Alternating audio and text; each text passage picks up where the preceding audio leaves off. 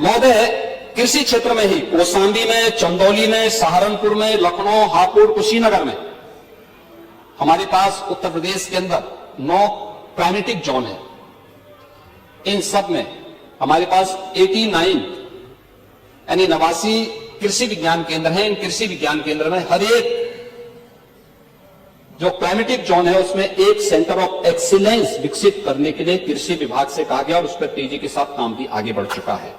और कुशीनगर में महात्मा बुद्ध के नाम पर ही कृषि और प्रौद्योगिकी विश्वविद्यालय के निर्माण कार्य को आगे बढ़ा चुके हैं। महोदय, इंफ्रास्ट्रक्चर की बात कर रहे थे। इंफ्रास्ट्रक्चर, मुझे आश्चर्य हो रहा था, यहां पे इनके एक सदस्य बोल रहे थे कि विजन हमारा है। वाह रे विजन, आपके विजन को देख करके मुझे तो बड़ा वो लगता है। महोदय, 1947 से 2017 अधूरा नेटवर्क और ठहरा निवेश, 2 यानी 1.5 एक्सप्रेसवे, 2 भी नहीं थे, और नेशनल हाईवे की जो नेटवर्किंग थी वह भी 12,000 से कम थी। 2 एयरपोर्ट पूरी तरह क्रियाशील थे, 2 आंशिक। औद्योगिक दृष्टि से कनेक्टिविटी की विस्तार की कोई भी नीति नहीं थी। और 2017 से 25 के बीच जल की भी, थल की भी और नभ की भी बेहतरीन कनेक्टिविटी। आज आप देख सकते हैं प्रदेश के अंदर हम लोग 22 एक्सप्रेस वे पे काम कर रहे हैं। आपके जो सज्जन बोल रहे थे कि सबसे बड़ा एक्सप्रेसवे देश का गंगा एक्सप्रेसवे बनने जा रहा है। गंगा एक्सप्रेसवे मेरठ से प्रयागराज के बीच, और वे सदस्य मेरठ से ही आते हैं। उनको मेरठ की विरासत पर भी, भारत माता के महान सपूत, महान क्रांतिकारी धन सिंह कोतवाल की विरासत पर भी गौरव की अनुभूति नहीं, उन पर भी गौरव की अनुभूति नहीं करते। उसी मेरठ को 12 लेन के एक्सप्रेस वे के साथ इस डबल इंजन की सरकार ने जोड़ा। नहीं तो मेरठ से दिल्ली की दूरी आपने 4 घंटे की हुई थी, आज 45 मिनट में इस दूरी को आप पूरा कर सकते हैं।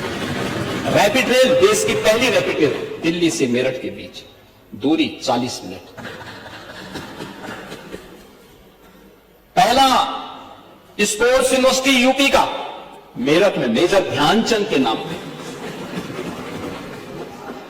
उनको ये सब नजर नहीं आ रहा है, ये सब नजर नहीं आ रहा है।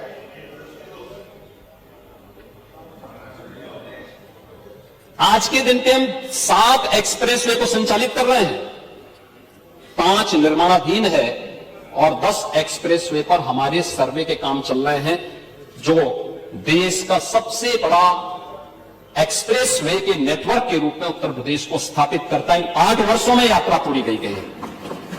आज देश का सबसे बड़ा रेल नेटवर्क यूपी के पास, और दादरी में multi modal logistic hub, eastern and western freight corridor का जंक्शन, ये भी गौतम बुद्ध नगर जनपद में एक सुनियोजित रूप से लॉजिस्टिक पार्क की स्थापना का कार्य, हवाई अड्डे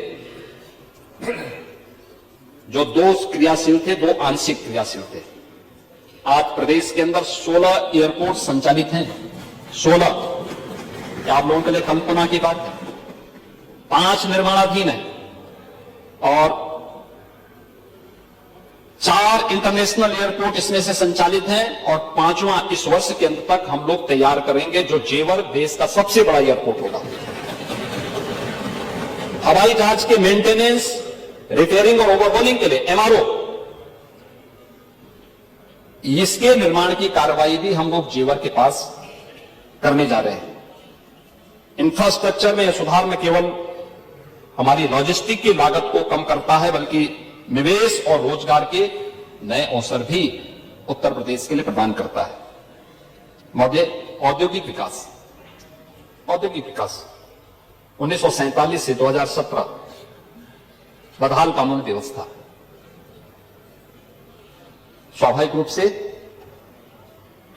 जब व्यक्ति ही सुरक्षित नहीं तो पूंजी क्या सुरक्षित होगी। किसी भी निवेशक को प्लान करने या उसकी अरुचि को बढ़ाता है। औद्योगिक विकास नीति की शून्यता, पिक एंड चूज था, कोई पॉलिसी नहीं,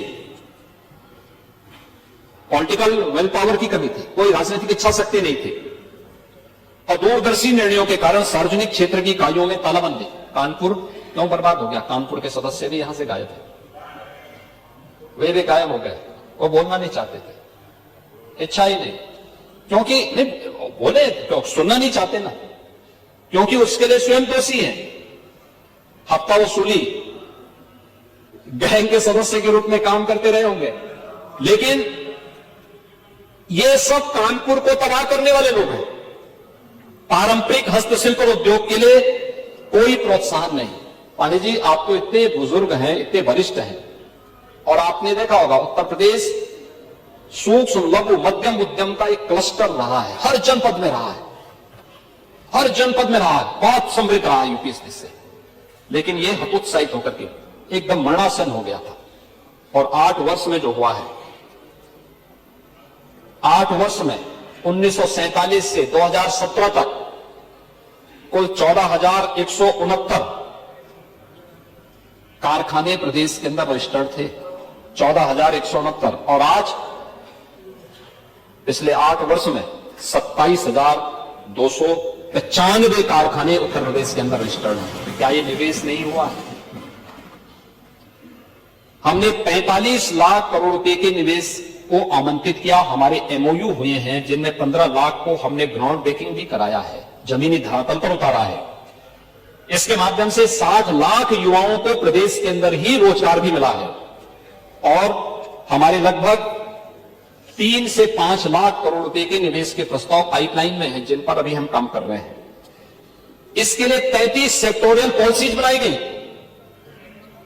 1 डिस्ट्रिक्ट 1 प्रोडक्ट के माध्यम से उत्तर प्रदेश की परंपरागत उद्यम को प्रोत्साहित किया गया, उसको टेक्नोलॉजी के साथ जोड़ा गया, उसको डिजाइन के साथ जोड़ा गया, उसको पैकेजिंग के साथ जोड़ा गया, मार्केट लिंक किया गया, एक्सपोर्ट के साथ जोड़ा गया। और आज परिणाम है कि जीआई टेक के आधार पर अगर उत्तर प्रदेश को देखेंगे, देश में नंबर 1 पर 77 ऐसे प्रोडक्ट हैं यूपी के अंदर जो यूपी के परंपरागत उद्यम में आते हैं और जिन्हें जीआई टेक मिला है भारत सरकार का। और इसको जीआई टेक के माध्यम से इसने आज देश के और वैश्विक स्तर पर अपनी एक नई पहचान बना रही है। आदरणीय प्रधानमंत्री जी दुनिया के अंदर किसी देश में जाते हैं, उस देश के राष्ट्राध्यक्ष को देश के अंदर की ही बनी हुई और खासतौर पर उत्तर प्रदेश के परंपरागत उद्यम, जिसमें हमारे हस्तशिल्पी, हमारे कारीगर का श्रम लगा है, उसका पसीना बहा है, उसको सम्मान देने का काम करते हैं। और इसीलिए प्रधानमंत्री जी ने कोविड कालखंड में भी कहा, और अभी वाराणसी जब प्रधानमंत्री जी आए थे तब भी प्रधानमंत्री जी ने देशवासियों का आह्वान